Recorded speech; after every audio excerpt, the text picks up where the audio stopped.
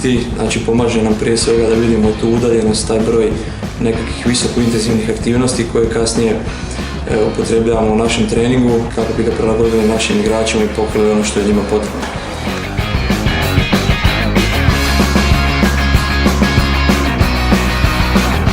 Isto tako gledamo udaljenosti u određenim zonama, pa nekakav high intensity distance, što je vrlo bitno, jer znamo da ta udaljenost što je ona veća razlikuje uspješno od manje uspješnih aktivnosti.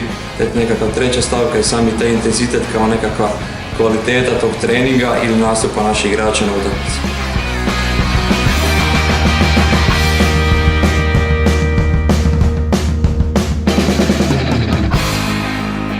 Od kada primjenjujemo SPT razlika se osjeti jer svaka ta tehnologija je dobro došla u kreiranju trenažnih procesa i osobito kako bi individualizirali taj naš program treninga potrebama ekipe.